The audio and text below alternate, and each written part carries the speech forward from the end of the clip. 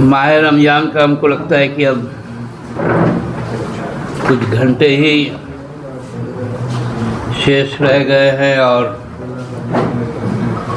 प्रकृति का महापर्व सरहुल भी अब को मनाने भी हम शुरू कर चुके हैं और आज से चैत्र नवरात्र भी शुरू हुआ। सनातन में इसको वर्षा प्रारंभ भी कहते हैं, वर्ष का आरंभ है। ऐसे पवित्र समय में जो केंद्र सरकार है उसकी घरेलू नीति और विदेश नीति के कारण हम सबको आज महाविकट परिस्थिति में, महासंकट की स्थिति में आ गए। हम जब वैश्विक जगत को देखते हैं तो जिस प्रकार से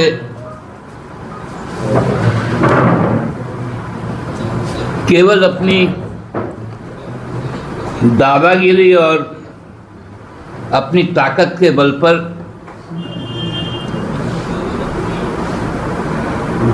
किसी देश के संसाधन को लूटने पे तुली अमेरिका और इजराइल जो हरकतें कर रही है वो पूरे मानव सभ्यता के लिए एक काला धब्बा है। और अमेरिका का तो ये दस्तूर रहा है कि द्वितीय विश्व युद्ध में जब सारे लोग अमेरिका के सामने झुक गए थे और जापान ने जब सरेंडर कर दिया, उसके बाद भी अपनी ताकत का एहसान कराने के लिए हिरोशिमा नागासाकी में परमाणु बम फोड़ा। ऐसे देश के साथ हमारे जो रिश्ते पिछले खासकर 10 सालों से 2015 से जो आगे बढ़े वही हमारे लिए आज एक काले दिन के तौर पे सामने आ रहे हैं। अमेरिकी फांसीवाद के कारण हमारा देश तबाह होते जा रहा है और हमारी केंद्र सरकार बुरी तरह से विफल है।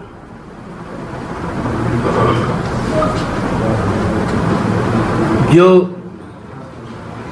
अरब का क्षेत्र है, जिसको हम लोग मिडिल ईस्ट कहते हैं, वहां आज लगभग 1 करोड़ से ज्यादा भारतीय फंसे हुए, जो वहां पर अपने रोजी रोजगार के लिए गए हुए। साथ साथ यूरोप से लेकर अमेरिका तक लगभग 1.5 करोड़ लोग, ऑस्ट्रेलिया सहित ये 2.5 करोड़ हमारे जो भारतवंशी हैं, वो भारत सरकार के विदेश नीति के कारण आज अपने वतन नहीं लौट पा रहे।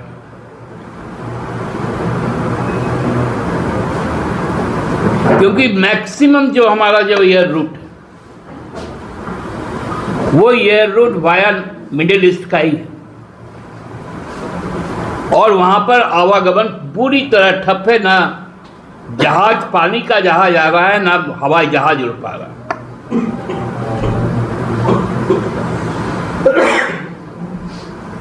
खासकर दुबई में और संयुक्त अमीरात में, कुवैत और कतर में बड़ी संख्या में भारतीय मुसलमान वहाँ रोजी रोटी के लिए रहते हैं साल भर, और ईद के वक्त वो अपने घर को आते हैं। लेकिन उनको लाने का कोई भी पहल भारत सरकार के द्वारा नहीं हो रहा। इतना लाचार हो गए। 170 देश की विदेश यात्रा की है हमारे प्रधानमंत्री जी ने। भाजपा ने विश्व गुरु बता दिया। आज विश्व गुरु को राशन कार्ड दे रहा है कि तुम 5 जहाज अपना निकाल लो। ईरान जो हमारा पुराना मित्र था, हमारे हरकत के कारण एनओसी दे रहा है अमेरिका। 1 महीना के लिए रसिया से तेल ले लो।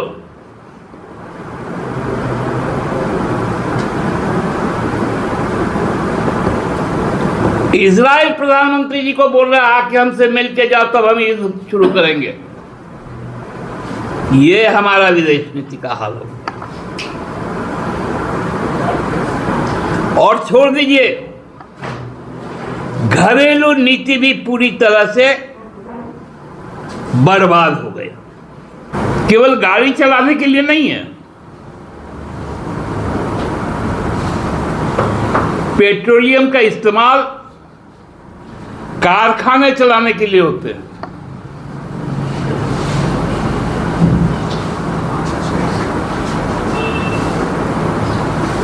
पेट्रोलियम का इस्तेमाल उर्वरक बनाने के लिए होता है, यूरिया बनाने में होता है।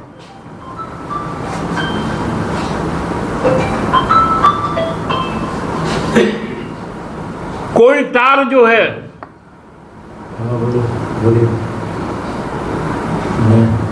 जो सड़कें बनती हैं उस पे होता है। एग्रीकल्चर सेक्टर प्रभावित है, इंडस्ट्रियल सेक्टर प्रभावित है।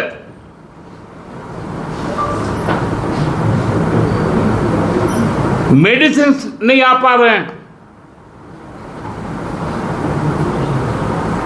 और हम खिलखिल हंसकर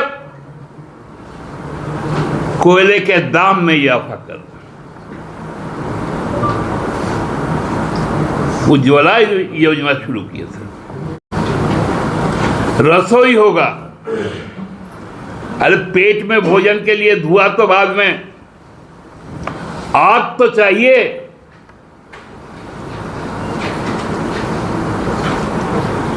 जब यही एलपीजी नहीं था उपलब्ध, केवल मेट्रोज में थे 90 के दशक में, तो हम लोग किस में खाना खा के बड़ा हुए। शहर के लोग कोयले पे खाना खा के, हम लोगों ने कॉलेज तक के समय तक हम लोग कोयले के चूल्हे पे खाए, क्योंकि कोयला उपलब्ध था।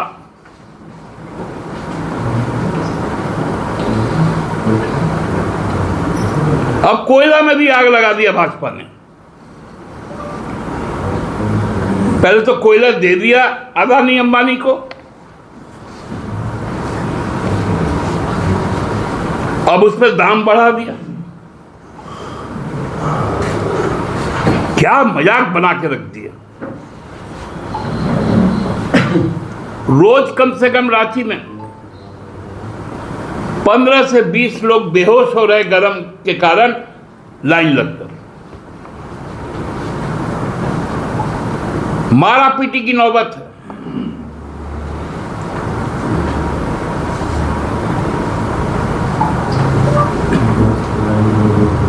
जैसे मोदी जी ने कहा था, जब किसान शहीद हुए थे तो उनसे पूछा गया कि सतपाल मलिक जी का बयान था कि हमने पूछा किसान मर रहे, तो मोदी जी ने क्या कहा था, क्या वो मेरे लिए मर रहे। उसी तरह ट्रंप भी बोलता है, उनका जो मेंटर कि हमारे सैनिक जब ईरानियों को मारते हैं तो उनको बड़ा मजा आता है। क्या रे मानवता, ह्यूमन राइट्स की बात बहुत करता था अमेरिका।